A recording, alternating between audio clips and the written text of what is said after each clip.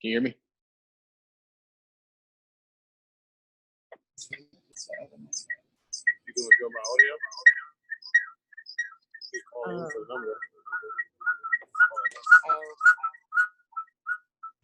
don't know if you have to go and make up, but you can do.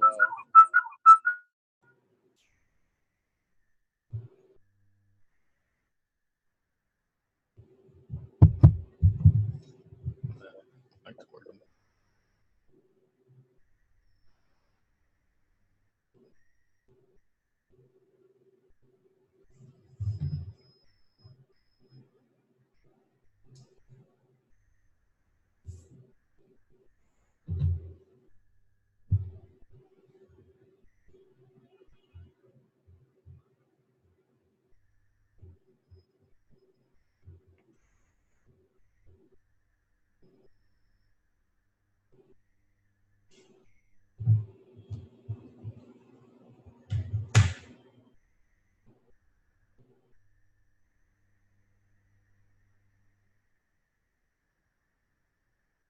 I'm texting Rashauna right now to see where she is.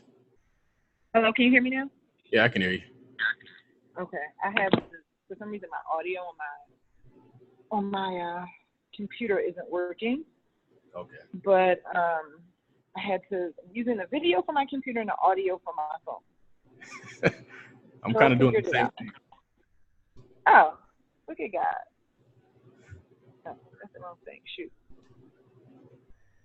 Turn that off. Can you hear me? Say something. Yep. I can hear you. Okay.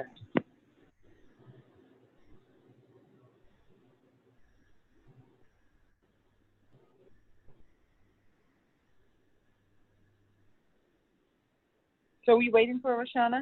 Yes. Okay. Yeah. How are you? Doing good. How about you?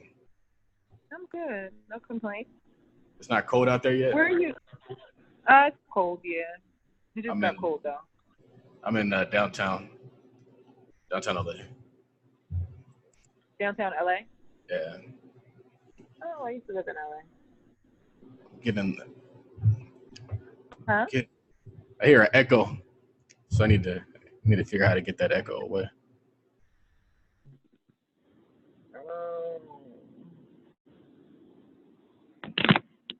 I don't know what to do. Hey, y'all. I'm sorry. I literally just got off my other call right now. You still hear the echo? Hey, Rashauna. No, the echo's for me. Oh, it's for you. I might have to take one out or something. Yeah. Oh, she has some headphones.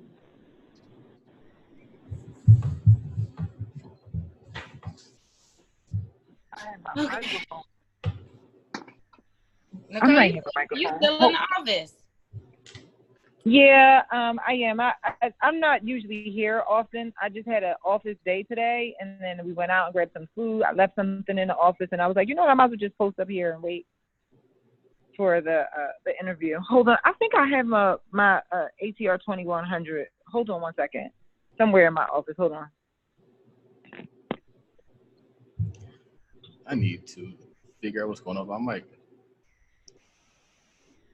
you're on here twice. Right. Because I can't hear myself on this one. I'm gonna log out on this one.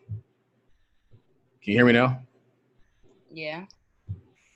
Yeah, you can hear me, but I can't hear you.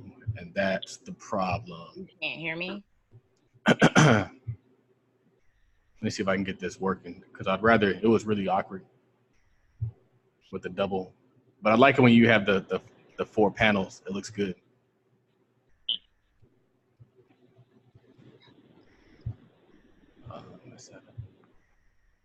I can't hear anything now. Can you hear me? Yep. I can hear now. My phone like that. It's a treasure back there. I think I should be good. How long is the interview usually? Like 45 to an hour. Yeah. You want to just keep it at, what do you want to keep it at, like 45? I got limited bars, juice on my phone. I didn't. This my audio not working on my computer is kind of throwing me off a little bit. I got limited juice on my phone, so I should be good for 45 minutes. Do you think that'll last me 45 minutes? It's back there, but it's not going to be close. Like, this doesn't charge. Yeah, that would be amazing. Why you have it in the car? Hold on. All right, Jack, give me 1 second. Because I might have that other one. Look at God. God, you got a quarter? I will.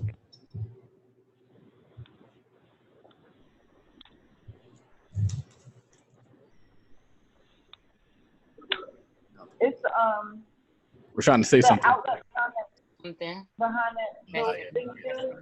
Can you hear me? Let me grab it.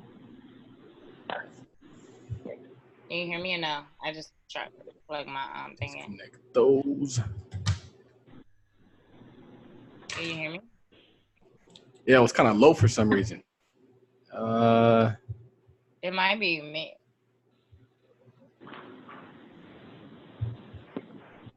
Is it still low? What about now? Okay, I got a portable charger, so I'm good now.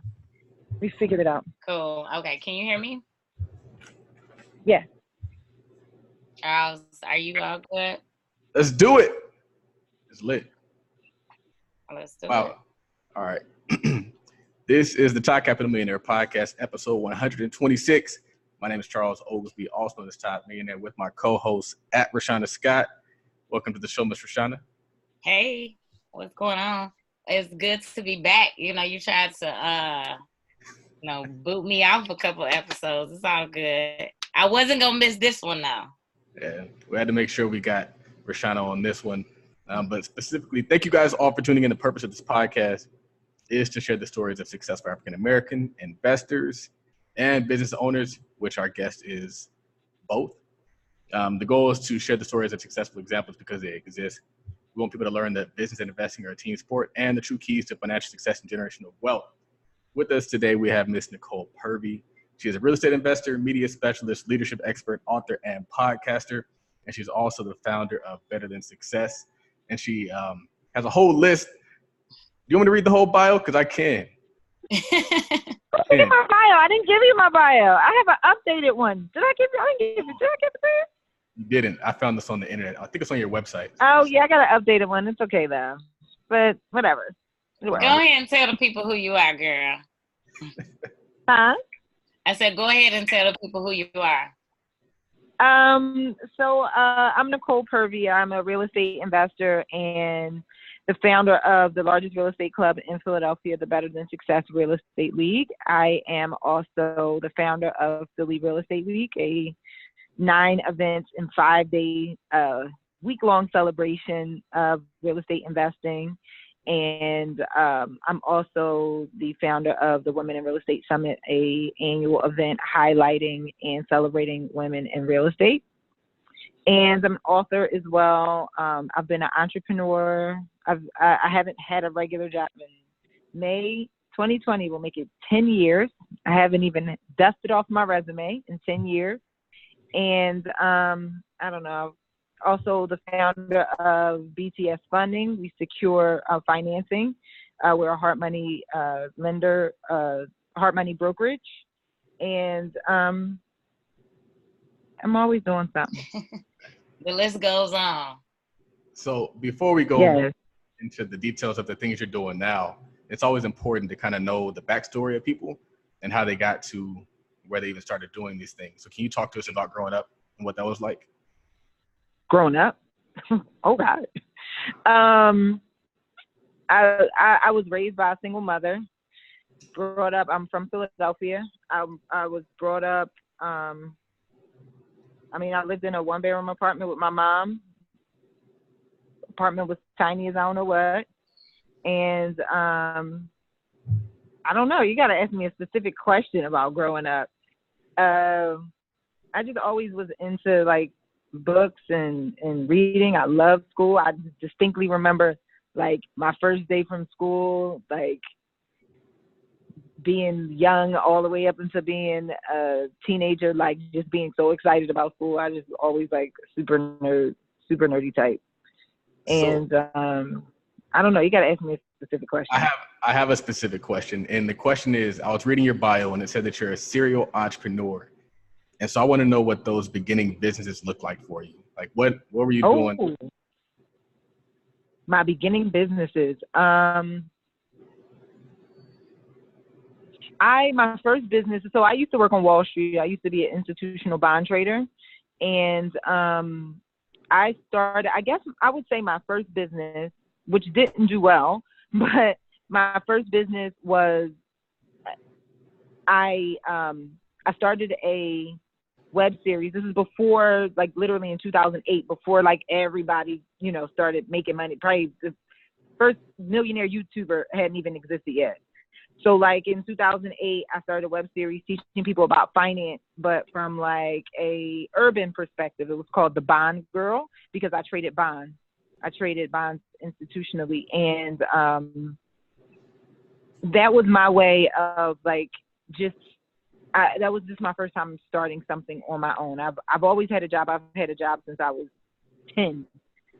But that was my first time starting something on my own. And then once my job, like you guys I don't know if you know, but like if you work in finance, like there's not much you can do outside of your job, especially before, the digital age had been fully accepted, right? Like I see some people that I know that work in finance and they're like posting stuff and they're so blessed because back in 2008, before Instagram, before like companies understood like this is just the world that we live in, they were not having it like at all. So I did that. I was really good at what I was doing, but I was just so unhappy. And my boss sat me down and was like, "Hey, we heard you have this web series. You got to stop." And I was just like, no. And I didn't stop and I got fired. And I was like, honestly, I was very relieved. It was scary because I never even thought of, I don't know. It was a little bit scary, but I was like really relieved. And so I said, okay, I'm going to open up a boutique. I had some money that I had saved up and I had an investor and I was like, I'm going to open a boutique in Philadelphia. I was living in LA at the time. I lived in Torrance. And I said, okay, I'm from Philadelphia. The cost of everything is way cheaper in Philadelphia. And I'm going to open a boutique and I'm going to live in LA and I'm going to manage I just had it all worked out in my head. And my investor said to me, well, after like I had started looking for spaces, my investor said, well, I think that you should do it online first. And I was like, sure, not knowing that I was like a whole different animal. And so out of necessity, I taught myself web design, graphic design. I got my online boutique up and running. And I mean, this is going back to 2010, before everybody had online, before Fashion Over, like all that stuff. Mm-hmm. And so my boutique did really well. But what happened was my online presence was so strong that people started hiring me to do their website. And that peddling $20, $30 dresses before like Instagram was way more difficult than like, oh, you want a website? $2,000. You want a website? $10,000. And so that turned into a full-on business. I ended up getting a client here in Philadelphia, and I was only supposed to be here for 2 months to do some work back in 2012. And here I am still today in 2019. I'm still here. I never moved back to LA. So I got clients and the business turned into a full-on thing. I had a large staff and we did a lot of web design, digital marketing for corporate clients, Comcast, almost all of the labor unions here in Philadelphia. Just we were really kicking ass and taking names. But I'm gonna be honest with you, like, it was a great business. It was a great training for me. But I thank God every day that I wake up right now that I don't do that business anymore. So I stumbled on real estate. Really long story short, I started a real estate club here because we were doing like entrepreneurship classes through my web design business, because most people that need websites are entrepreneurs, new entrepreneurs. So we were doing all these different classes: branding, marketing, how to start your business. I had started my podcast at the time as a way to get leads. And so I was like, okay, we'll do these real estate classes. And I started doing really well in the business, and I was ready. I always wanted to do real estate, always, even back before college. I knew one day when I grow up, I'm going to have real estate, and I'm going to, like, all this stuff, right? So I was like, okay, finally it's time financially. So I started offering these classes. So I'm like, whoever wants to come with me to learn real estate, you can come along with me. I'll be offering these classes. Come on. And we had our first class, 4 people in our first meetup. It came, and it was probably 3 people more than I thought. And then the next meetup, we had literally people spilling out the door. And then that's how our real estate club started. And we've been having meetings every single week for the past 3 years. Actually, November, this month, we celebrate our 3-year anniversary. And 2 years into, a year and a half into it is when I was able to go full-time real estate, and I closed my marketing business. Wow. And here I am. Nice. So you saw a need, and you obviously filled the need. But it's interesting because most people who are in real estate investing that we bring on the podcast, like, they got into real estate because they had some sort of passion for it. And I liked how you're like, well, I tried this business and this worked, and I tried this business and I saw some success in that, but then I found real estate and I really liked that the most out of what you were doing. So I like that you pretty much transition into real estate, and it's showing that you don't have to. A lot of people think you gotta start when you're really young, or if you don't start it as your first business, then you're already too late. So with that being said, by you going from one industry to the next, like, did you have a lot of mentors and starting out when you were starting your group? And how did you, even in regards to networking and bringing in experts, like, how do you think you grew those relationships? So, I mean, the answer to the mentor question is, I mean, the whole group is networking and mentorship. So absolutely, like, I was able to accelerate my transition in a year and a half because of the group. Mm-hmm. I don't, like, it makes my life so much easier. I don't know how people do real estate without having, like, a close-knit group of resources and friends. And, like, I don't know how people do it without the Better Than Success Real Estate League. Actually, we had a member. So on Tuesdays, we do deal hunting lunch hour. So you can come in our office. If you guys can see, we have a big 3,000 square foot office space. That's all the chairs. That's where the meeting happens. There's our sign over there. And then, like, we have desks back here, right? So we have our Wednesday night meetings. And then every Tuesday, I come in the office, and, like, who has deals, any members who have deals that they want, like, a second set of eyes to look over, or if they just need a deal and you can't find it, at least from 12 to 1 every Tuesday, I tell everybody, like, we'll probably stay in here later, but I reserve the right to have a hard cut if I have, like, things to do at 1 o'clock. So from 12 to 1, we have our deal hunting Tuesdays. And today, one of the members came, and I love his story because when he joined, he was already doing real estate, but he had been doing real estate for a long time, and he was using his own money. He was literally doing his own labor, like hammer to nail, like doing his own labor. And when he joined, he was like, yo, I've been doing real estate for so long. I did not know these resources were available. I didn't know anything about hard money. I didn't know like how to get contractors. I didn't know, like, I'm so thankful, like, oh my God.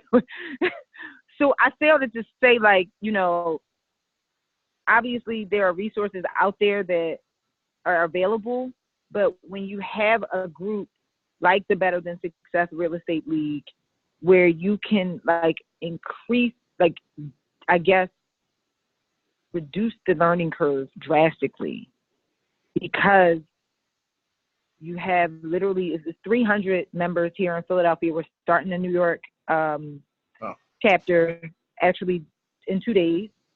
And you have 300 people that you can ask a question, like, just like that, and you can get the answer to. You learn very, very, very, very quickly. Right. So I hope that answers your original question. I just kind of went off on a tangent. No, it definitely does. Because you are absolutely right. There are so many people out here doing real estate without a group, without a community, without a network.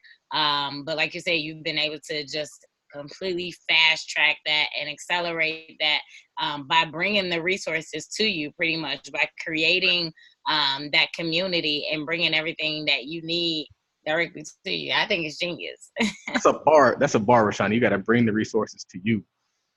You do, but that's the thing. You do that's how you have to do. Like, this podcast is about entrepreneurship. That's how you have to do everything at entrepreneur. Nobody's going to be standing there waiting to give you anything.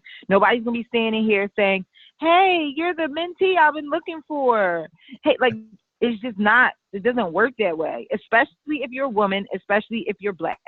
It just doesn't work that way. You have to bring. You gotta force everything to build into your will, and you have to bring the resources to you. That's just is what it is.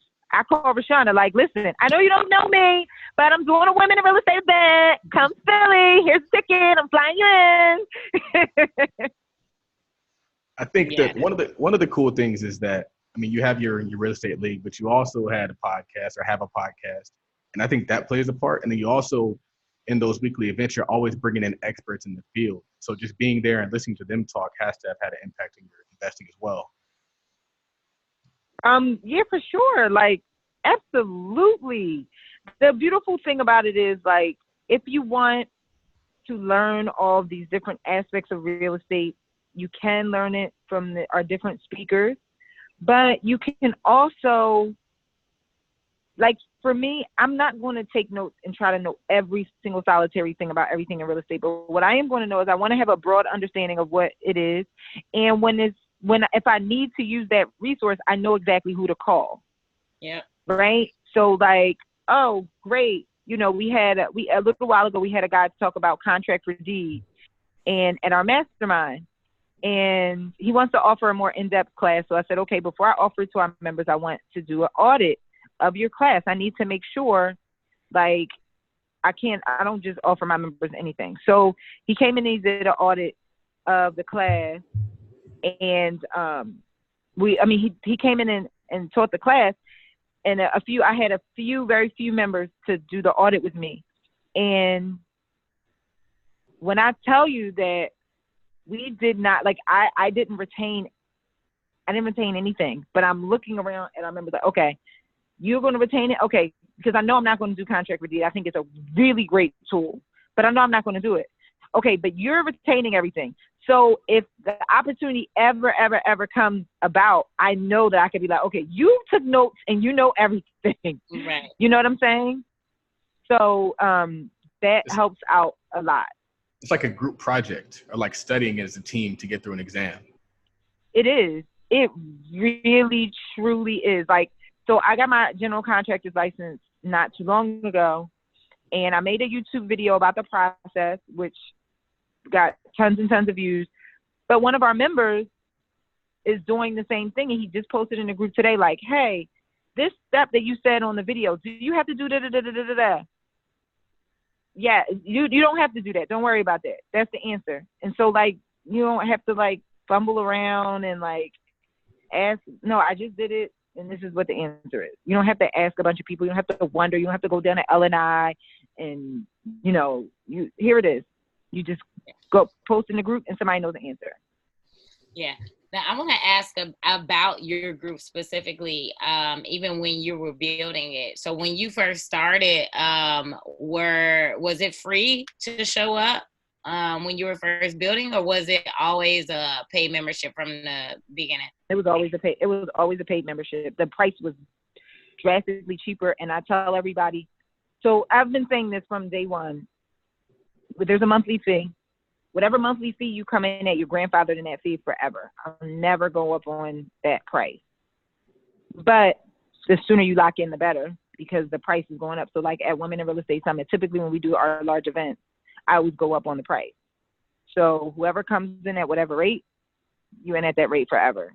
So the people who came in when we joined, they're at $20 a month.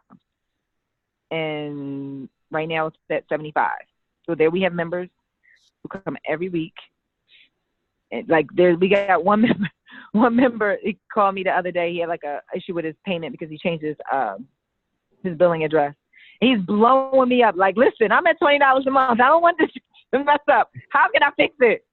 Because, that's just, how we did it in the beginning. I was like, hey, as we're building this, the value is in the quantity of people. And we didn't really have that many people. So like, I appreciate you guys for believing in each other as much as you do. It's $20. This just is what it is. And we just kept creeping it up. Mm-hmm. Makes sense. Was it anybody at any point that was like, oh, these memberships, this should be free if you're out here trying to help the people? Do you ever get that? No, they don't say it to my face. Like, you got to think, like, so here's the thing. We record every single solitary one of our meetings. We offer a lot of value. And without going through everything that we offer, one of the things that we offer is we record all of our meetings. So when you become a member, you literally instantly get access to, we started recording May of 2017, and we have a meeting every week. You do the math, okay?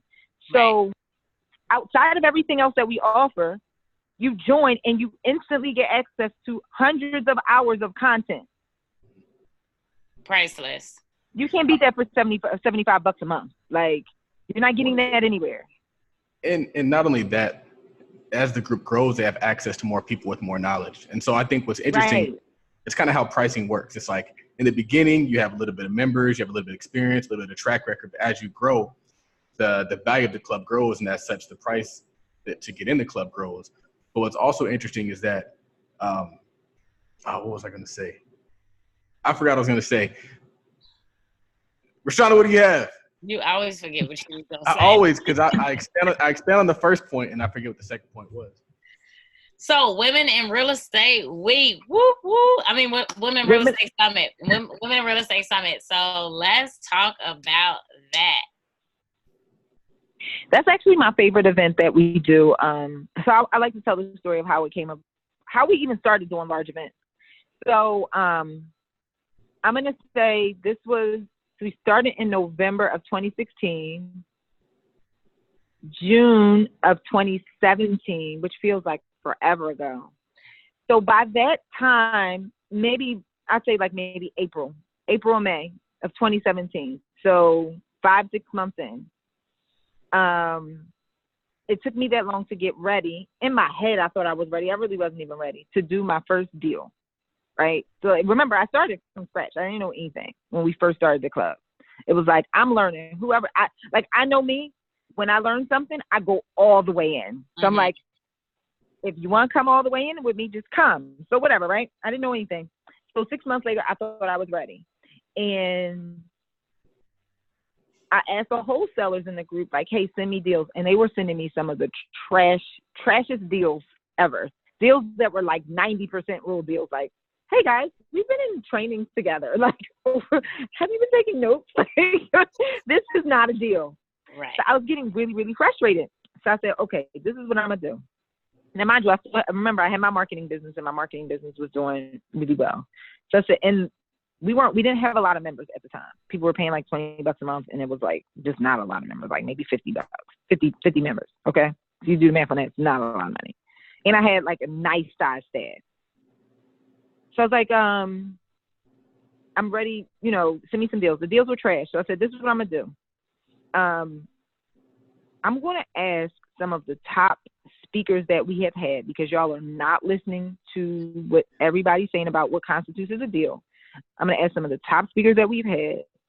I'm going to do a boot camp, and I'm going to pay for it out of my pocket, because one, I need you guys as wholesalers to be successful, and you're not going to be successful if you don't understand what constitutes a good deal, right? And two, I also need good deals, but more like really honestly, y'all, more than anything, I felt responsible as members representing us, that I wanted to, and still to this day, this is a goal of mine, is to make sure that they represent us in a good light, like knowledgeable investors, wholesalers, whatever you are, right? So I was like, I'm going to invest my money, and I'm going to put on an event. And I literally we had 14, it was called the Wholesalers and Realtors Boot Camp. We had 14 of the top real estate sales professionals in Philly. Like, when I think about this roster now that I know way more than I did then, I'm like, this roster was fire. So, and I was fully prepared, like, okay, it's not going to be a lot of people there because it's just our members. If I sell outside tickets, I made it free to our members. Again, it's me coming out of my pocket, paying for the venue, food. Most of the speakers spoke for free. Like, I had to hire extra staff. Like, it was like a whole thing, right? So I'm like, I'm totally willing to go into the red on this. Fine. Cost of doing business. So we had our members pay for, I mean, they were free. And then non-members, if you wanted to pay for a ticket, you could pay for a ticket. And the tickets sold moderately well. And it was a nice event. I ended up breaking even on it through the non-member ticket sales. But what happened was, in the process of promoting the event, someone posted it on Facebook, and a woman wholesaler commented and was like, this is cute, but you mean to tell me there's no women wholesalers or realtors that you could have added to it? And I wanted to be like, no. Mm-hmm. Touché. And I'm like, I don't like the word feminist, but like, I am a true definition of a feminist, like, for real, for real. I'm like, touché. Oh my God, how dare we? You know what? We're going to do a women in real estate event. Now, it was a play idea in my head. Like, we're going to do a women in real estate event, because this was my first big event. And like, I just was doing it as a service to the existing members. And really, it was a hobby. Like, the league wasn't really making any money. All of this was a hobby at the time. And so we put on the first big event, right? After all of it. And at the end of the event, I said, I know exactly what I was put here to do. I finally, after 30-something years, oh my God, I love doing these big events. This is amazing. This is me. What? I remember, like, my cousin, we were loading up, my cousin, she has a big SUV. We were loading up her car with whatever stuff we had. And I was literally dancing in the street. I was like, this is me.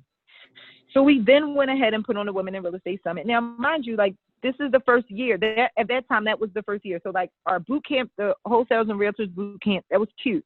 It wasn't packed. It was cute. It was a service to the members. So now here we're doing the Women in Real Estate Summit. We sold out tickets like that, the first one, immediately, instantly.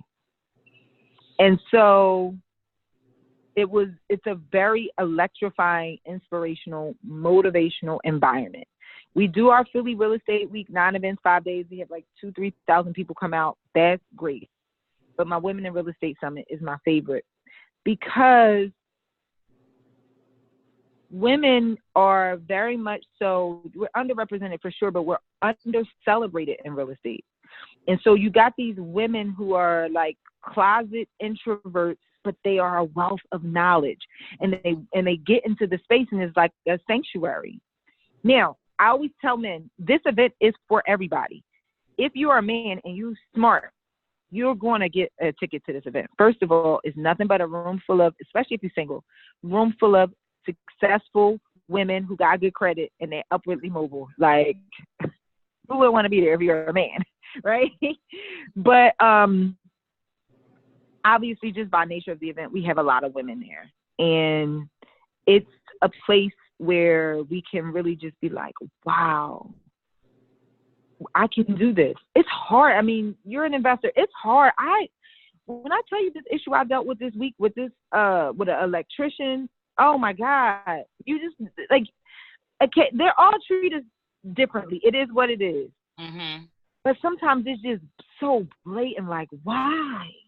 Right. But it's nice to go into an event and you can talk and learn from people who experience similar things than you have.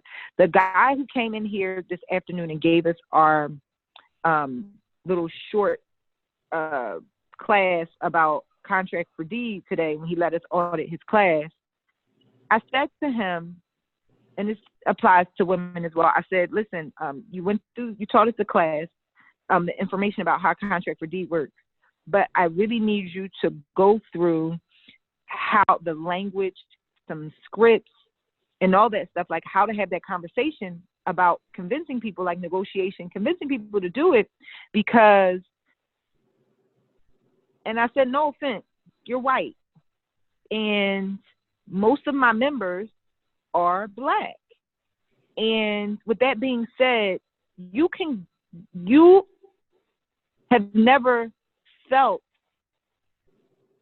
shy about going and conversing with someone about a big ticket item about real estate, because you know people are going to take you seriously because you're white. You don't realize it, but they do, but you do. And so our members, sometimes they can learn all this information, especially for wholesaling. They can learn all this information about wholesaling. But then when we do, like, if we have an event where we're doing some role playing, and then we say, okay, now here's a list, go make some cold calls. It's like, I'm so nervous. Now, granted, that's a personality thing. For sure, it could be a personality thing. But sometimes, you know, it's just the nature of being Black versus, like, if you're white, you feel a little bit more confident because, you know, people will take you seriously. We don't have that privilege. So it's the same thing with women, where it's like we could go to learn from someone who's a man, and it's great, and we can get some great information. It's, you know, information transcends gender. But at the end of the day, this man has had success in this because he can walk into a room with a certain level of, I know you're not going to judge me just because I'm a woman. And so we can have those conversations. You know, you're not going to be looking at me like, this electrician, I paid him on time.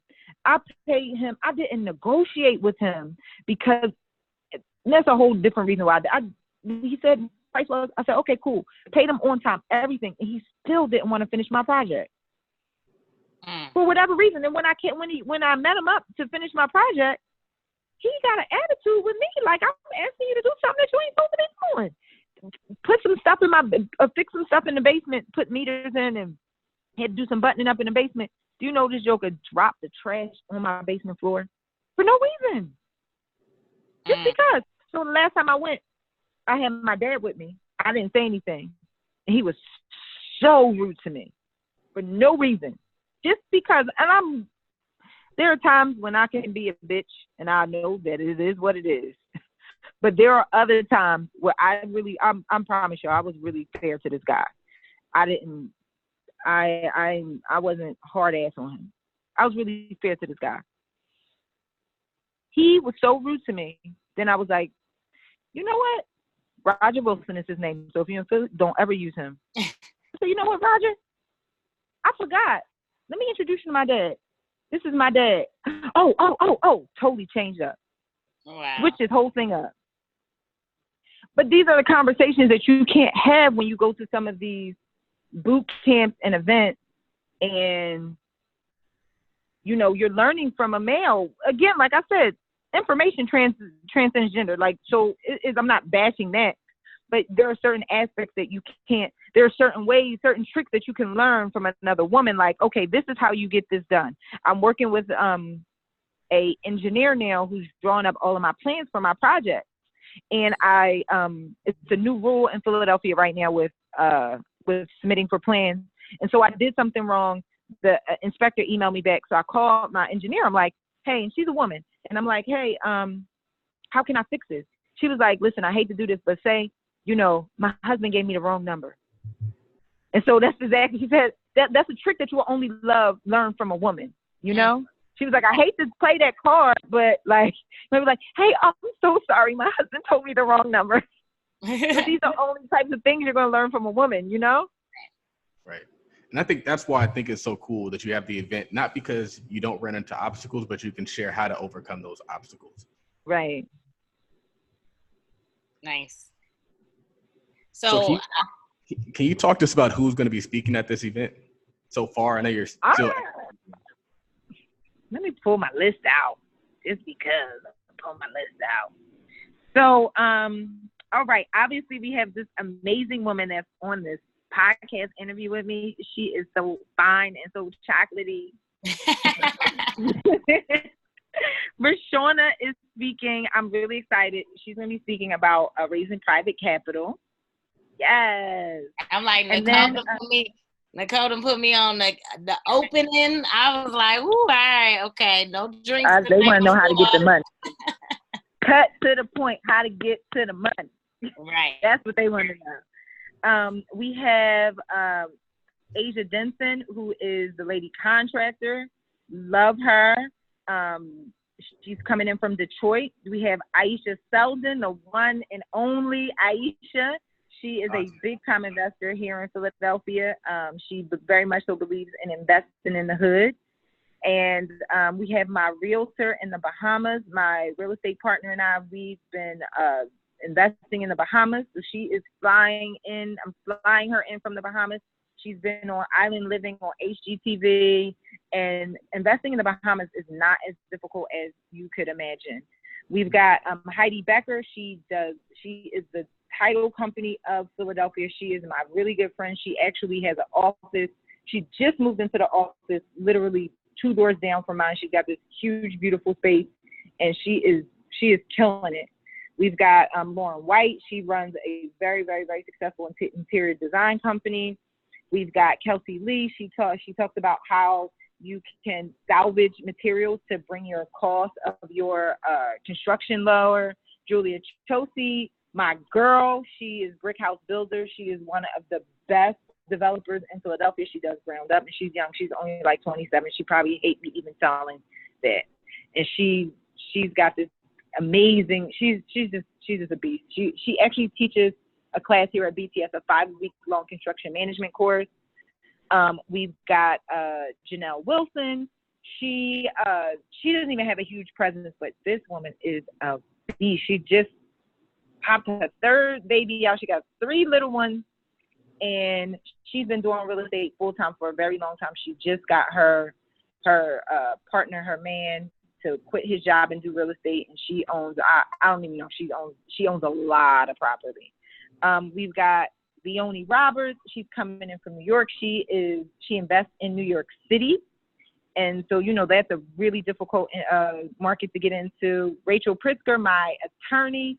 She's the best zoning attorney in Philadelphia. She doesn't want me to say that, but she really, really, really, really is. She really knows her stuff. We've got Sonia Lewis, the student loan doctor. We as women, Black women, we have the biggest student loan issue of any group.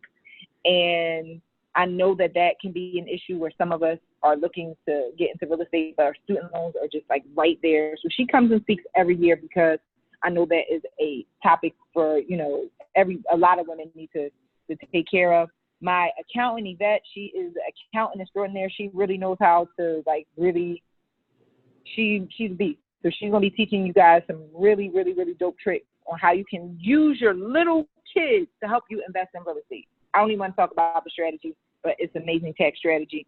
Tracy Powell, one of the best realtors in the city. She's going to be talking about negotiation tactics for realtors. And we've got Terry Krauser, and she's going to be talking about credit repair. She's a member, and she's been repairing all of our members' credits. And it's amazing. We're going to have some lunch and learns while eating lunch, taught by some other women in real estate, and vendor tables, and the food is going to be amazing. The venue is amazing. I just can't wait. I'm really excited. I can't wait either. Charles, I know you want to grab you a ticket. So you should That really come. lineup is fire. I It's remember. gonna be fun if you come. Nicole, I remember when she sent out the email, like, okay, this is gonna be the lineup, and these are the topics. I was like, okay, I'm bringing my notepad because I'm gonna be taking some notes. Like that lineup is really good, and it's high level, and that's what I like. Like I mean, we go to tons of events throughout the year, but this one I like the fact that it's very specific as far as the different niches that these women are in. Literally, it's like something for everybody, and I like that and again, it's high level, and it's about having those high level conversations, you know. So I think it's appropriate too, because at this point, I mean, there's so many different ways, and there's so many resources out there as far as entry level programs, but for this to be like a high level workshop seminar, it is definitely needed. Like I'm ready. I can't wait. And you're definitely over delivering. You guys are bringing. That's everything. So that's a good point, because I know this podcast is about entrepreneurship in general. The only way to win, you guys, is to over deliver. That's how I've won. Especially if you have a service-based business. A lot of times I'll hear, and it's to me, like, you know, I'll hear stories where people will be like, they pay me for this and I ain't doing that. You know, they only pay me for this. And it's like, you gotta over deliver. If I can't over deliver, I'm not doing it. Under promise, over deliver. I'm just not, because I need it to be undeniable. Undeniable. Not like, I call it the Beyonce effect, right? Beyonce came along, some of us didn't like her, but now she over delivers. You can't, what can you not like? She right. can sing, she can dance, she looks good. Right. She a wife, she a mother. She, banging body for years. She still got good friendships out here. We don't know who she is deep down inside. She might be, I don't know, evil, pure evil. Who knows? But whatever her brand is, she over delivers. You cannot. It's literally impossible for you to hate. Yeah. Impossible. Yeah. And you're absolutely right. That's definitely a lesson in entrepreneurship. Because first of all, what is it? How you do anything is how you gonna do everything, right?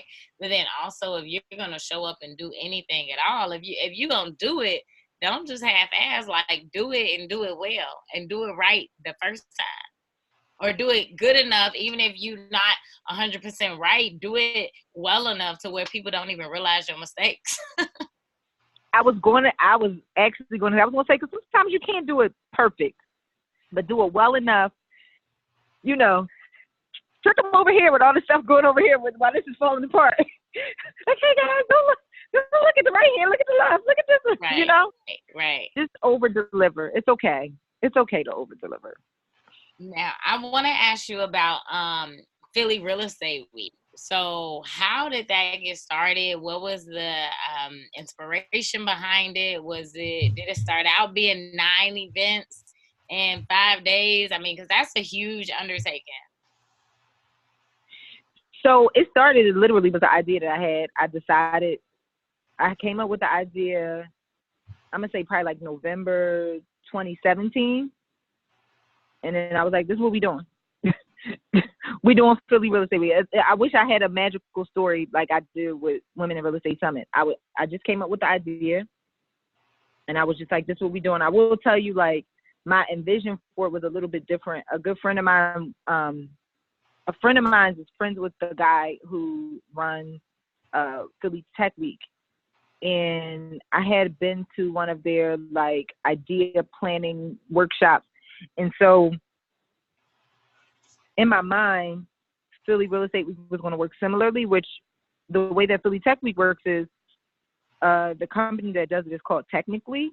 So technically, they do like maybe 4 or 5 flagship events, and then you can do your own event and you submit to apply to have it to be a part of Philly Tech Week. And the first year I was like, that's exactly how it's going to be. And we're going to do this. And everyone's going to be clamoring to do an event during Philly Real Estate Week. And we're just going to, it's going to be great. Mm-hmm. And then people were like, no, black girls? No, we're not doing it. I don't know what you're talking about. And I had already committed. I was like, I'm going to do it. And I'm going to be honest with you. It cost me $50,000 my first year. I put $50,000 of my own money up to do it my first year. Because I knew, I believed in it so much. I knew that it was going to do well. And I'm like, see, y'all don't know me. Like you said, I know me. I know how I do everything. How I do one thing is how I do everything. Like, it's going to be great. And everyone's going to want to be a part of it. So the first year, I put $50,000 of my own money up. And we made the money right back. We monetized it in a couple of different ways during that week. And I made the money right back. Like, I broke even. But I was even willing to not break even. But I was willing to do it to lay the groundwork for future years. We literally only sold 1, maybe 2 sponsorships, and they were not for a lot of money. $2,000 for one. I can't remember the other one, but it was not $2,000, like maybe $1,500. And so I was fully prepared and would have been okay with spending the $50,000 and not getting a dime back. And it worked out. But then what worked out even better is the next year we raised the full amount, which was this year. We raised the full amount in sponsorship dollars. I didn't have to put a dime of my money up, and it was bigger and better. We sold out the first year. We ended up selling out of 9 events. So to answer your question, I thought that I was going to have the support of all these other people to be a part of Philly Real Estate Week, to put on an event during Philly Real Estate Week. I didn't plan to do 9 events in 5 days. So when no one signed up to do any events, I had to put together a whole, and I don't want to say I had a whole committee. We did have some very, very, very bomb volunteers. And I did contract an event planner. I paid the event planner, and I paid the publicist. And it wasn't like it was me. Like, I had really, really, really great support. Tracy Powell, who's speaking, she sits on the board for the nonprofit. It was a nonprofit now. She was integral in the first year as well as the second year. So by the time the next year came around, I had people throwing money at me because they were like, how did we miss last year? Oh my God, I didn't know this was going on. Yeah, I called you and asked you this answer, but you dismissed it so quickly you don't even remember, but it's okay. Sure, you can be involved. I'll let you redeem yourself this year for the, for that quick $10,000. Right, exactly. Your sin can be forgiven, but for a price. No. I totally understand that. Like, a lot of people didn't know me, and that's a big, that's a big ask. Like, to even invest, hey, I'll sponsor for a couple $100. Like, I don't know you. I've been doing real estate. This is what these guys are thinking. I've been doing real estate in Philly for 20 years. Who are you? Yeah. And I'm like, I just started like 2 years ago. And I want to do Philly Real Estate Week. But I say all this to say, like, the next year, which was this year, 2019, it was bigger and better. Oh my God, it was amazing. We had a kickoff event. It was the most beautiful event. Everybody that was in Philly in real estate came out to this event. It was at a pool club. It was beautiful. We had all of our events sell out again as well. And I'm going to be honest with you, everything works out. All things work together for the good of those who love the Lord, who are called to his purpose, because I don't know if I will do it the other way. It's just always going to be a week, or I should say, as of right now, I reserve the right to change my mind. But it's just always going to be a week that I just go crazy with 9 events in 5 days. It just is what it is. Nice.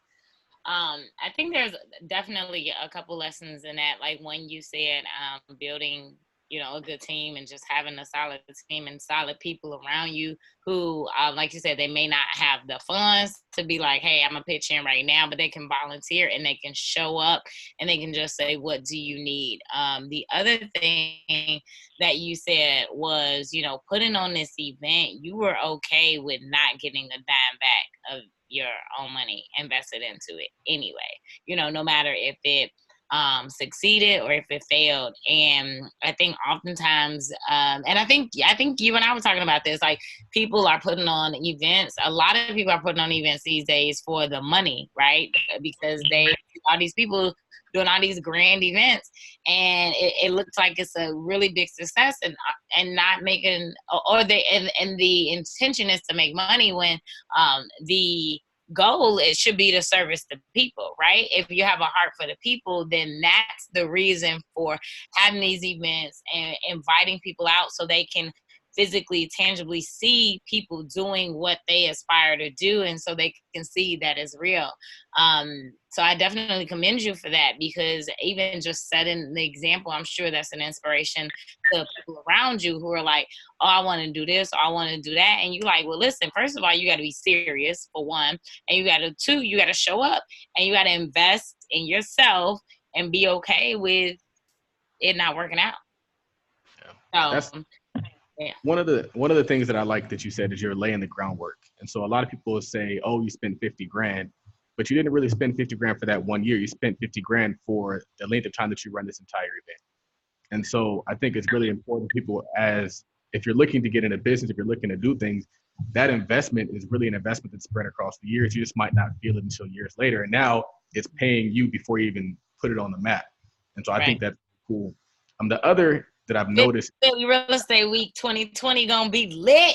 It's gonna be extra lit. Right. I'll be like a little bit scared, like, how much top last year? What are we gonna do? But God always works out for me. Right. Things will fall in my lap. It'll fall into place.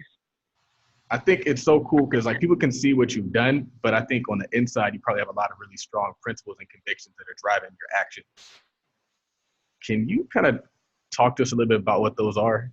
I know it's like a super broad question, but it is. I can narrow it down though, because it's actually kind of a perfect question. We would have thought that I prepped you for it, but I wrote a book called The Anti-Hustle, and it's a Christian business book. And at the end of the day, the book was written. So let me just tell you what the anti-hustle is. I don't believe in hustling. I hate that word. It's like nails scratching on the wall to me. But the anti-hustle is grace. And for all of my believers out there, the only way to get grace, which is unlimited favor from God, is through faith in Jesus Christ. And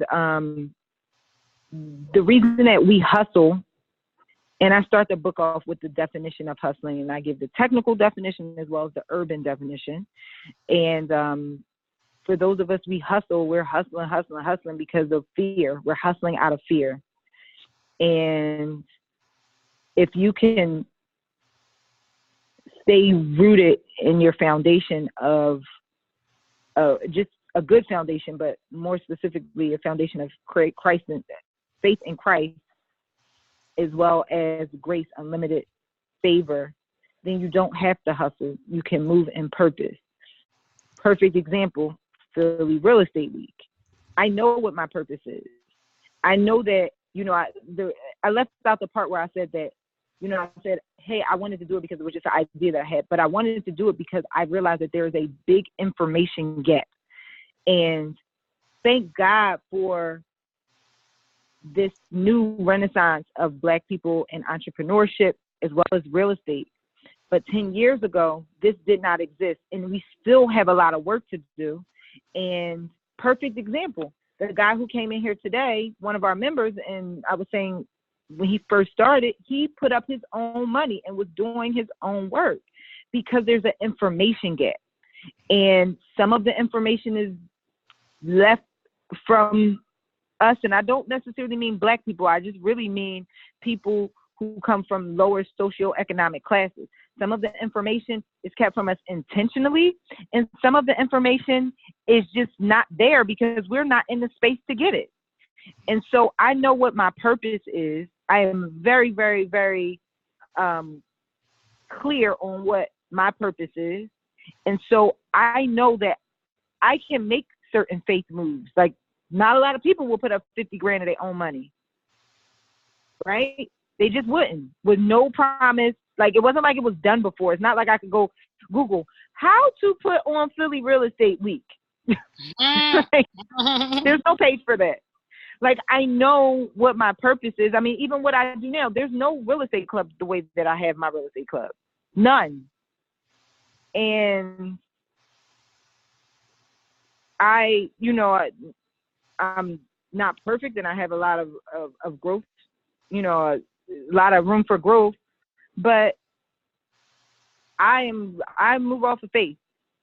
And so I'm not here hustling. I don't do a whole bunch of stuff. I'm not like Contract with These, perfect example. That guy here sat here and told us a million ways to make trillions and trillions, millions and millions of dollars. And most people, maybe that's their route. Their eyes will get big, but that ain't my space. Nope. Mm-hmm. I literally sat and I looked at all of my the few members. It was only about 5 or 6 of us about 5 or 6 of us in here. So I looked at the rest of them, and I told the guy, and I was like, this is really, really great. So I need y'all to show them this, because they all won't work for me. Everybody laughed. I was joking, but like, I'm not doing it. That's not my space. Even though it's a really great way to make a lot of money, it's not my space. Right. It has nothing to do with my purpose. It's but so many hours in a day. I'm not doing it. So I just try to, once you understand your purpose, and in my book, The Anti-Hustle, I wish somebody in here, they sleep right now. I wish I had a copy that I could just flash it up to you. Actually, I ran out of books. I just ordered some more books yesterday. They're not in here. But once you know what your purpose is, then that lights a path as to what you are supposed to be doing. But a lot of people don't ask the question about what their purpose is. They're worrying about how to make money. They're worrying about, and I talk about the difference between your purpose and your passion. I don't think you should follow your passion, because your passion can change. I always like to give the example. How many times have you been in a relationship and you were passionate about that person? And then today you're like, who? Charles, who? Mary what? Which Mary? Mary from 97 or from Mary? Not from 97. I don't know what you're talking about. Your passion changes, but your purpose doesn't. Right. No, you're absolutely right. So I'm glad you touched on that, the different niches within real estate. So we're going to wrap this in a second, but before we do, we talked about the amazing Philly Real Estate Week, the success you've had with that, the Women in Real Estate Summit that you have coming up. But specifically in terms of real estate and deals that you're doing, what would you say your niche is within the real estate industry? Right now, I'm only buying and holding multifamilies. I shouldn't say only, because I'm during the pre-construction phases of a new construction, which I'm really excited about. This is my first time doing it. I want to say, like, I'm only doing multifamilies and new construction flips and buy and hold, but I don't know if I'm going to like this whole new construction thing. Right now, it's not fun. I'm tapping into new construction for 2022. So yeah, right now it's not fun for me, because this pre-construction is just taking way too long. Can you talk about what that looks like? Because that's where I'm trying to get to also. So right now the project is it's in Montgomery County. It's a suburb right outside of Philadelphia, and the township has just been really ridiculous on allowing us to have to first. They've been going back and forth about, it's a lot, obviously, whether it's a buildable lot, and giving us a lot of pushback about where the property lines are. And then also as well is just with the permitting, it's a lot that I'm not even, it's real convoluted. So I'm working with a builder on it, even though I am a GC. I'm working with a builder on it because I don't, it's a lot that I don't know. And so that's where I am. I wish I could tell you more. Yeah. I got the land for really, really, really great price. And I feel like the numbers make sense. All I can do is just situation it's a situation where like the first time is the most difficult time, but then second time it's like, okay, all right. For sure. Yeah. Sometimes that's Yeah. a really Is it in an area where there's a lot of new construction going on? Yeah, yes and no. It's very it's a little more rural, so it's not as densely packed as Philadelphia, but it's definitely it's a lot going on. It's a more affluent area, so you know it won't be an issue. It's just the township is just a nightmare right now. Nice. And then your multifamily portfolio. So what does that look like? And then what's your most favorite deal that you have in your portfolio? So everything I have that's rented is duplexes and triplexes. I just bought a quad. That one is my favorite. I'm really excited about that. Just that's how I feel. But I have a duplex that's performing really, really well. So like just in terms of numbers, that one is. But when this quad is done, that will perform really, really well. I'm really excited. This is my biggest project that I've done outside of this new construction that I'm doing. So I'm really excited about that. I also want to another thing I want to do, and I'm kind of just feeling my way around it. Eventually get into some larger apartments. So but, I don't want to say baby steps, but you got to pace yourself, Can you talk to us about the numbers on that fourplex, purchase price, all that good stuff? So this one was, yeah. So I bought it at 50, and it was original. So the block is their row home, but it was at one point a triplex. So I bought it thinking that it was going to be a triplex, but that wasn't the previous use. The previous use was zoned as vacant. The previous before that was a single family. So even though it was zoned as a multifamily, it was a single family, but before that it was a triplex. So, and then mostly everything else on the block is a triplex. So I started to say, I bought it knowing that I would be able to convert it, thinking I was going to convert it into a triplex. So I bought it at 50. And when I got in there, I was like, I can turn this into 4 units. And luckily, one of the guys who just finished up one of his projects, he came over to me. He's on the block. He came over to me. And he was a really nice guy. So we just started talking. He was asking me, he's like, yeah, I've been trying to buy that property for a while. I just finished this one. You want to take a look at it? So he let us walk in. He had tenants in there and everything. So he let me and who did I have with me? I don't know who I had with me. I don't know, one of our members with me. He let me and one of my members walk through it. And I was like, I can turn my space into a quad. So now keep that in mind, quad. That's what I'm going to do. When we ran the numbers on it, I was like, okay, it'll cost me about $90 to rehab it, and the ARV will be $225. And I burr. So I'm like, ARV will be $225. Those numbers are pretty good. The appraisal came back for a triplex at $270. I know. It came back at $270, and that's not with it being a quad. So worst case scenario, when this property is done, worst case, it'll appraise maybe $300, $310. Now, if you say okay, $270 divided by 3 for the triplex, what is that? $70,000 a unit. 90. So to be $360, I don't think it's going to appraise at $360 for a quad when it's done. That's just wishful thinking. I just can't see that happening over there. But so let's just say $300. Right. I'm definitely going to go over that $90,000 budget. I'm already over budget, and all I did was demo and roof. Demo costs way more, and the roof costs way more. I don't think we talk about this a lot on real estate Instagram and Twitter, but kind of creating the opportunities that aren't there. So you find the deal, and right now it exists as a triplex, but you could potentially turn it into 4 units. And so looking for that extra win, outside of just making sure it meets your 70% LTV, all that good stuff, like where else can you get that extra bump? And so I think that that's important for the listeners to kind of look for in their deals. Yeah, you got to think about a couple of things. Here in Philadelphia, I learned all of this during this process.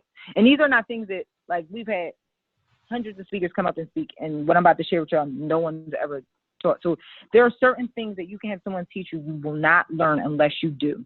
So you're never, ever, ever going to be fully ready. So this is what I did. I knew that there were going to be some rules changed for L&I on October 1.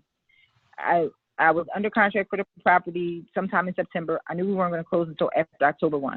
So I was like, I'm going to go pull the permits before October 1, before this new rule comes in. Mm. So long story short, I go down to pull the permit, and I didn't even realize that it was the last recorded use was vacant. So they're like, yeah, you need to get it zoned. You need to get it zoned. But you're not going to be able to get this. We're not going to let you get it zoned while still in the previous owner's name, which they could have. He just didn't want me to do it, the L&I person. He just didn't want me to do it. But what he said was, now this part I did know.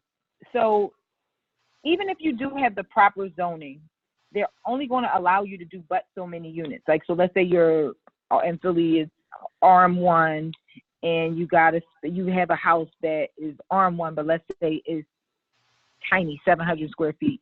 You can't fit. You're not going to be able to put 4 units in 700 square feet. It's like $440 a unit that they'll let you do. So technically, you won't even be able to do it for 700 square feet. You won't even be able to do 2 units there, right? So he's like, okay, in order for me to tell you, even though they didn't let me do it that day, in order for me to rezone this into a quad, which is what I was trying to do, or even a triplex, I need to know exactly what the lot size is and what the building size is. So, but I'm not going to, there's a website that we have called Atlas. I'm not going to go off of what Atlas says. I need to see the deed. Go across the street. The municipal building is across the street from City Hall, which is where the deeds office is. Go across the street, pay $12, get a copy of the deed, and then I'll go off of what the deed says.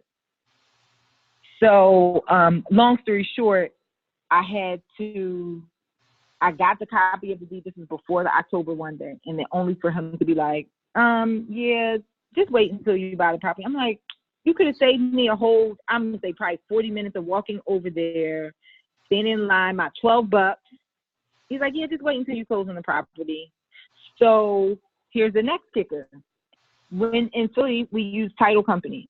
When they record electronically. They record the deed electronically, which can take 45 days. So let's say, Charles, I buy a property from you. They'll record it, but it takes about 45 days. So for 45 days, the website and it will say Charles. Mm-hmm. But remember, he wanted me to have it in my name. He wanted me to have it in my name before I got the deed changed, and get the use changed. And I couldn't pull my permits until I got the use changed. Right? Of course, I'm using hard money. So this is at least a month's worth of interest that we're talking before the deed change happened. Oh my God! Right? So I had to tell the title company, hey. So this is what I did. But the day before, I texted the title, I emailed everybody. I was like, hey, I'm going to record my deed myself. So please don't record it. Goodbye. And so the lady comes back, you can't record your deed yourself. That's not good on her part, the title company, because they've got title insurance based on the fact that the title insurer knows that the title company is going to actually record the deed. They don't know me, right? So she's like, you can't do it. I was like, well, I need to have this deed recorded the same day. And I know that if you do it online, it takes 45 days. But if you go down there, it'll happen instantly. So tell me how you want to proceed. And so she's like, yeah, it takes 45 days. We record it electronically. Yes, I already know. I said that. I need it done that same day. Tell me how you want to do it. She's like, I'll go down there. So we closed on the property.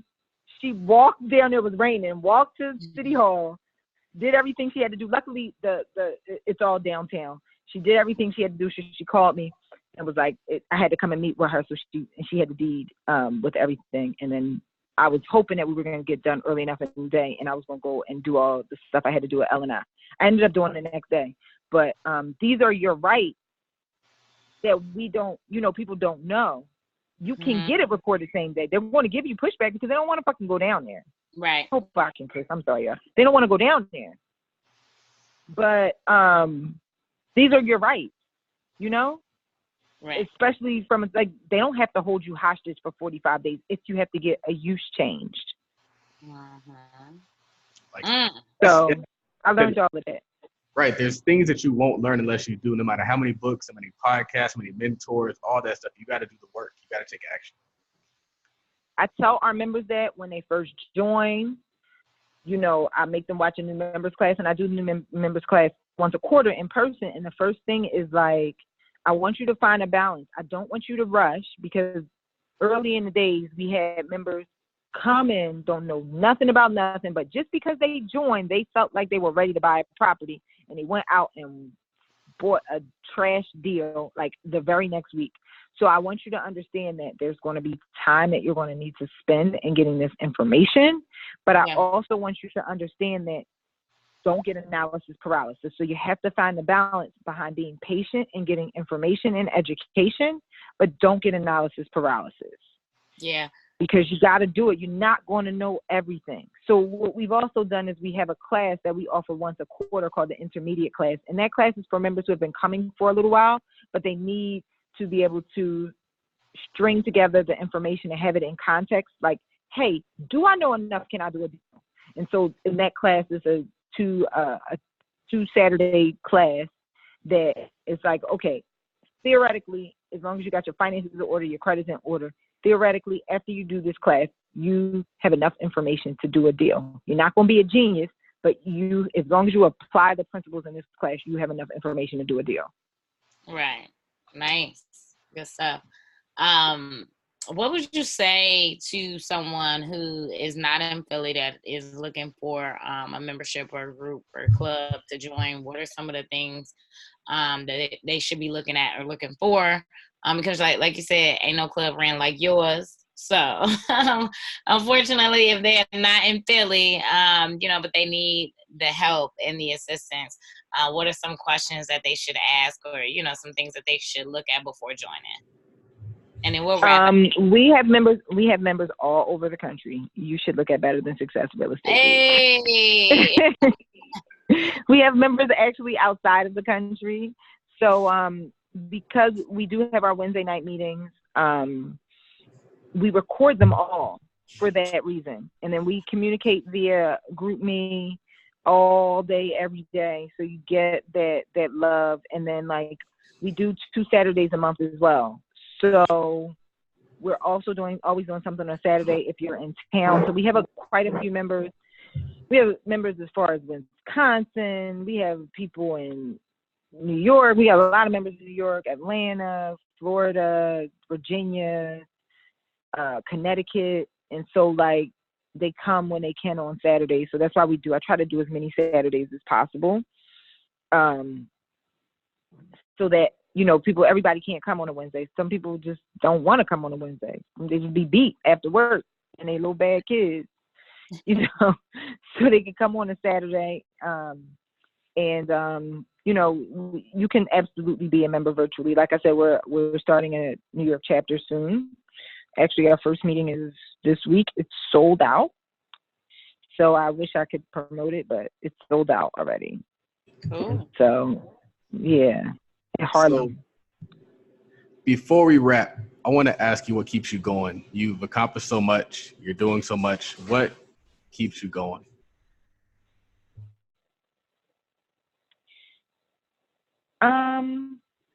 Part of me is hardwired this way, but I heard something somewhere that said that happiness is progression, and as long as I'm progressing, I'm good. I don't care, I'm 36. I don't care about, aging, which I feel like I haven't yet, but It doesn't bother me. It doesn't bother me as long as I'm progressing. Like, I'm fine. I guess the other thing is, like, I'm very clear about what my purpose is. I have a job, and I'm very clear about it. And then lastly, I really do love what I do. I'm very, very, very blessed. It was a long road getting here. Like, I meet some of our members or like even entrepreneurs that I've mentored. Like, I'm really thankful. They may start a business and, in 3-4 years, their business, maybe 2 or 3 years, their business is doing really well. And I'm really proud of them. That was not my journey. I was broke for a long time as an entrepreneur. Like, I put this work in. And so I'm very, very, very blessed now. I'm very thankful. I love what I do. I put this work in because I didn't know exactly what I wanted my life to look like, but I knew what it wasn't. And I knew I would figure it out. And I did not take no for an answer. And I did not settle. Nice. And so that's how I feel. And God gave me a new vision over this weekend, and I'm really, really, really excited about that. And at the end of the day, some of this stuff is scary, and some of the stuff that, any of the listeners are going through is going to be scary, as you go to new heights in your career, new heights in your business, even though you prayed for it and you prepped yourself. But when it comes, it's scary. But the reality is, if you are living in your purpose, there's no other way. Just got to bite the bullet and keep going. You don't got no choice. Right. Cool. So many gems, so many golden nuggets from a real estate. I'm gonna just call you the real estate queen over there in Philly, doing it. So a part of our wrap-up questions, what is your favorite business or real estate book? My favorite business book, this is going to sound real corny. I'm going to give you two. One of them is the Bible. That's going to sound corny, but I'm going to tell you, it is. But people don't know that the only topic that the Bible talks more about than money is the kingdom. Like, there's literally over 1,100 scriptures about money and business. Mm-hmm. So I started really getting into the word and really getting into spirituality, because one thing I noticed, I was reading, I'm like an avid reader. Like, I done read probably all these books. And reading, I started peeping at most of these books are centered around one topic, that the topic is just an iteration of something that's already in the Bible. And when I peeped at, I'm like, why am I reading this other trash? And the part that's not fair is, like, it's not even giving you the whole story. Like, it'll give you one principle, one law of how something works. Like, it focuses on one law, but, like, why would you only use, like, that's like a soldier that's got an AK-47, a knife, a 9, I don't know, a shank, a blaze. Like, you got all this stuff, and then you just decide all you want to use is your razors. Like, why? So I don't listen. I listen to sermons. I study the word for spiritual wholeness, as well as to get to be a better business person. There are so many business lessons in the Bible. It doesn't, like, you're not going to get it anywhere else. I mean that from the bottom of my heart. The other book that I really do like, I'm going to say, I just recently reread Good to Great, and I really enjoyed it. Oh, nice. I really did. I look at it very differently. I'm sure I'm gonna hang up and be like, I should have said that other book. I'm gonna remember something else. But I really did enjoy Good to Great. Another book, I don't know if I would put this in my favorite, but another book that I'm reading right now is really giving me life. It's called 5 Levels of Leadership. Nice. By John C. Maxwell. So I would say those two, Good to Great, in the Bible. And another question is, what does wealth mean to you? Health, spiritual wholeness, and living your purpose. Everything else will come. Money is easy. It is.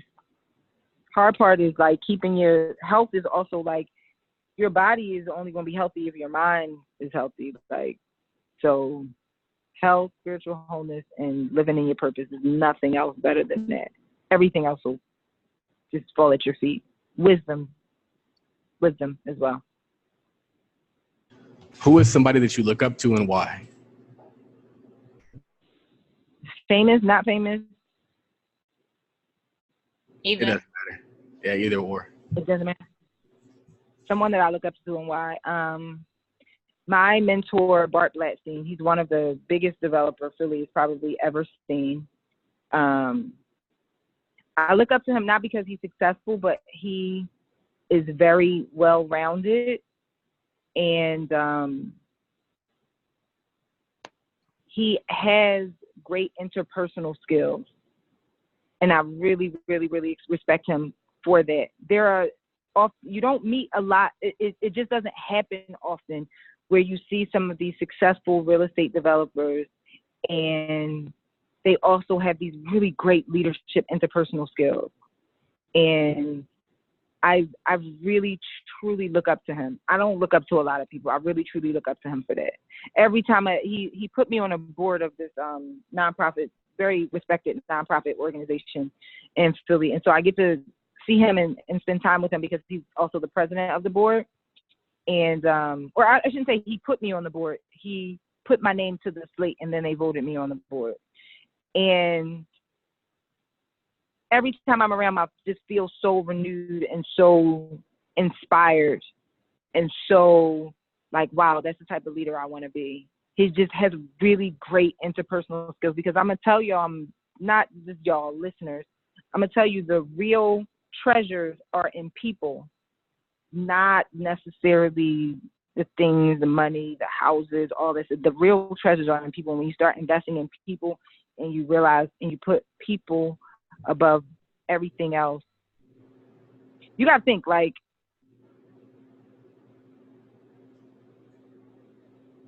if you were God and you like created everything on the earth, and then you got like these machines, these little machines, these little people, like they're like, we're freaking magnificent, right? Like we're magnificent. We have like trillions and trillions of cells, trillions and trillions of brain synapses, and we can do something that other animals can't do, which is we can envision something created in our minds and then make it happen. And like other animals can't do it on the level that we can do it. Right. And so like that is where he invests. And if we invest where he invests, like why not go do what the greatest investor of all time? Go after that. And so like I just really respect he is filthy rich. Y'all can Google him. His name is Bart Blatstein. He owns the Showboat Casino, and he created a whole neighborhood over here. Like he created invented a neighborhood from scratch, like a whole bustling neighborhood from scratch. It was dirt road before. Nice. And he just has really great interpersonal skills, and I really respect that. What do you think sets successful people, specifically business owners and investors, from those who give up, fail, and never get started? Successful people versus people who fail and don't restart?